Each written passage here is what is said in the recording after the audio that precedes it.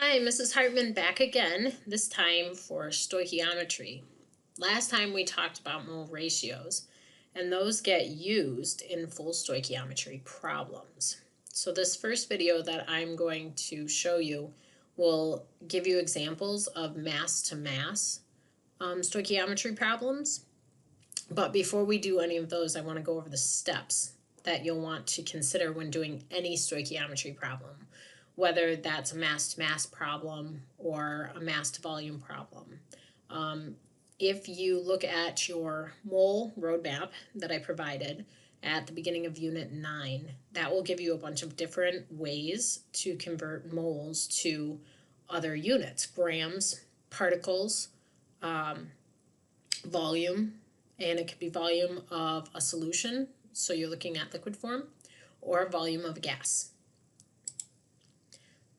Here's our problems or our steps that we're going to use for completing any stoichiometry problem. The first thing that you will always need to do is to be able to write a balanced chemical equation or reaction. So this is where it becomes really important that we master our chemical formula writing and our predicting problems and balancing chemical reactions, because if we can't do any of those, we can't do stoichiometry. So if you're still having issues writing proper chemical formulas, make sure you connect with me or another instructor to get that down. Second thing you want to do is identify the given amount in the problem. So what are you being told that you have? How much?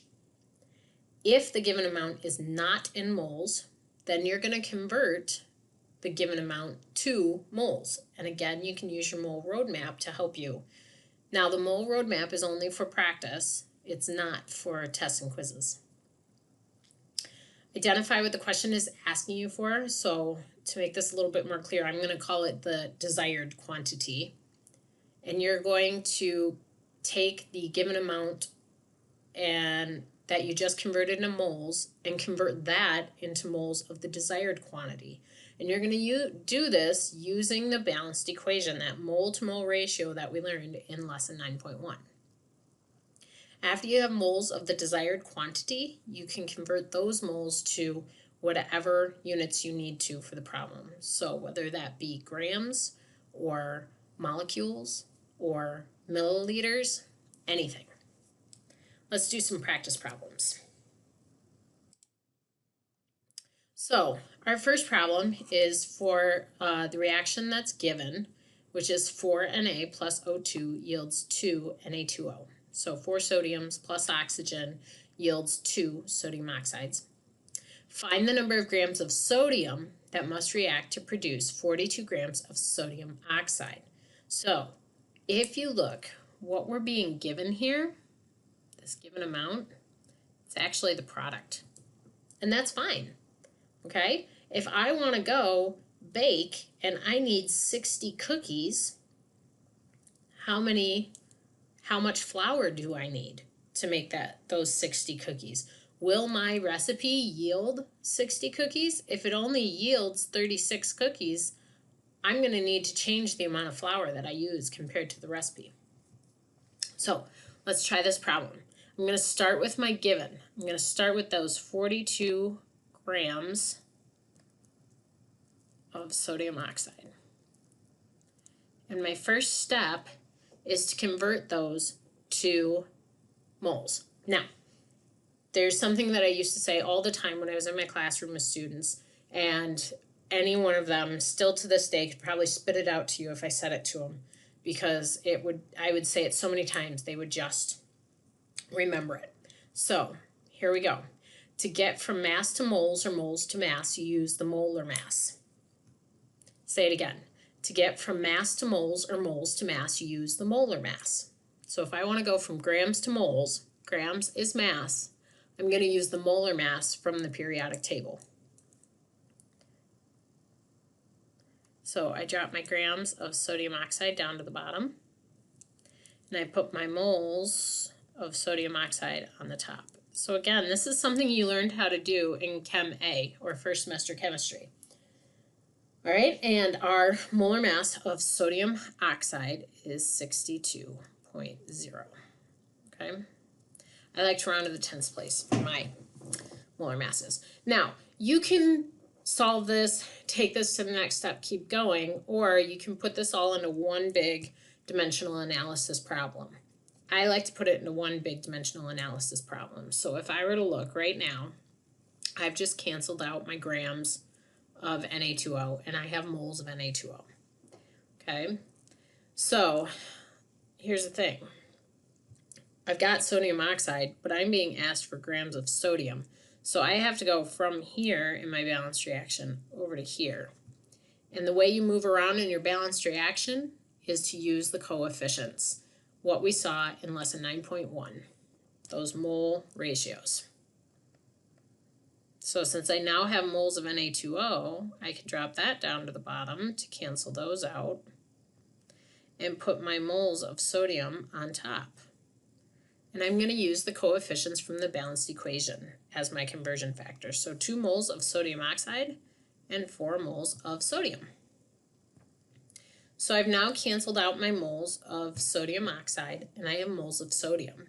So I have to check and see, what does the question ask me for when it comes to sodium? And if I look, I see that it's grams. So I need to go from moles to grams. So to get from mass to moles or moles to mass, you use the molar mass. So let's drop moles of sodium to the bottom and put grams of sodium on top. 1 mole of sodium is 23 grams. And so now I've canceled out my moles of sodium. Canceled out my moles of sodium. And I have grams of sodium. So now I can just complete the math and solve my problem to get an answer of 31.2 grams of sodium. Now, couple things to make your work easier to follow, because you're going to find that showing your work is absolutely imperative for stoichiometry. 1, I always have units in my work every step of the way. 2, my units are also followed by the element or compound that goes with that quantity. If I just have numbers everywhere, it's hard to follow your work, especially if you decide to do this in a different method than I'm showing you. Other methods work just as well. And if you have another method that works just as well, that's great, but I need units and compounds so I can follow your work in case you do make a mistake. And the last thing that I did is I boxed my answer. I need to know what you want me to look at, because as you can see, the work can get long and messy. Let's try another question. Let's try number 2.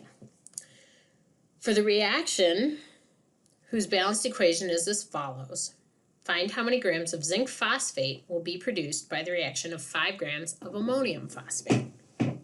Okay, so let's look at what we're given. We are given 5 grams of ammonium phosphate. So that means I'm starting right here in my balanced equation. And I want to go to zinc phosphate right there, and I'm going to need that in grams. Okay? So here we go. Let's try our hand at this again. So again, we start with our given, 5 grams of ammonium phosphate, NH4 subscript 3, PO4. Let's make that a full P. Okay, second step is convert the given to the unit of moles. So grams is mass. To get from mass to moles or moles to mass, you use the molar mass. Grams of ammonium phosphate. Doesn't want to write my 3 there for me. To moles of ammonium phosphate.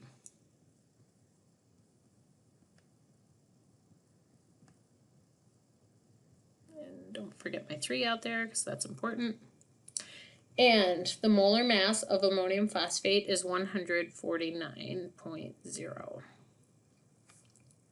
Okay, So now I've canceled out my grams of ammonium phosphate, and I have moles of ammonium phosphate. I need to move around in my balanced equation because I need to go from my moles of given to my moles of desired quantity. Desired in this case is zinc phosphate. So let's use our mole ratio from the balanced equation to do that.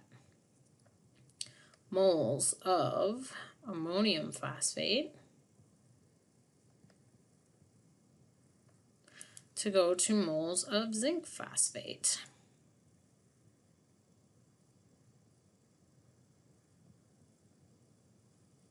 Okay, and I'm going to use my coefficients from my balanced equation, so 2 for ammonium phosphate and 1 for zinc phosphate. So now I have canceled out my moles of ammonium phosphate, and I'm left with moles of zinc phosphate.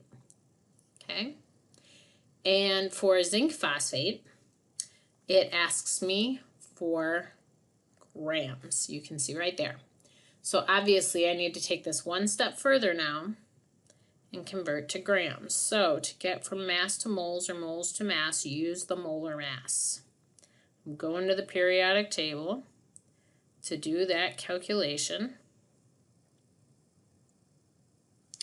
And grams of zinc phosphate, 386.2. Whoop. Zinc phosphate. My stylus does not like me today. 2, 3. Okay. And I get an answer of 6.48 grams of zinc phosphate.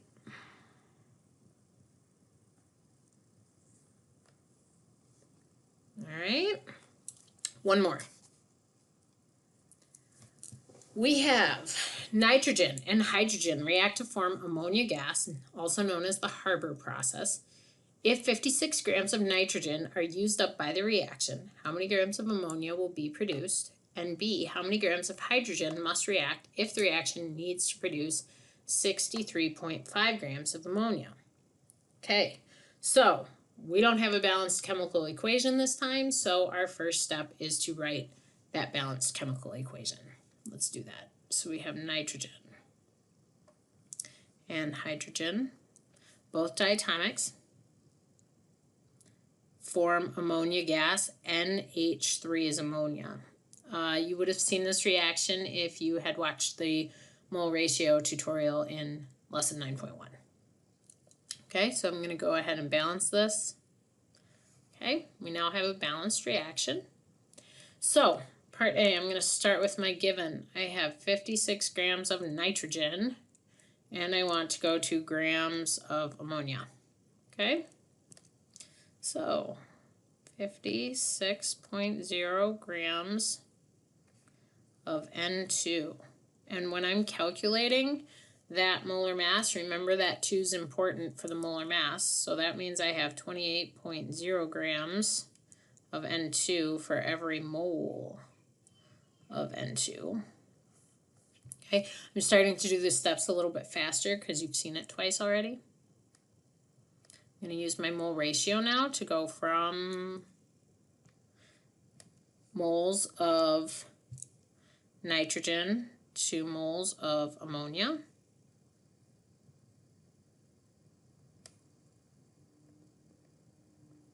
And now from moles of ammonia to grams of ammonia. Again, using that molar mass, because to get from mass to moles or moles to mass, use the molar mass. And so for part A, my answer is 68.0 grams of ammonia. Okay, let's look at part B. How many grams of hydrogen must react if the reaction needs to produce 63.5 grams of ammonia? So this time, what I'm given is a product, and that's fine. I can start with a product. My steps are still going to be exactly the same as if I started with a reactant. So again, I convert to moles using the molar mass.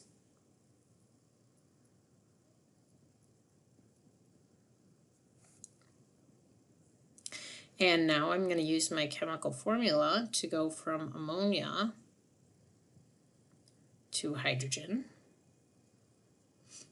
And then the molar mass back to the unit of grams, but this time for hydrogen. And again, that 2 in the formula is really important so that we get the correct molar mass. And this time my answer is 11 grams of hydrogen.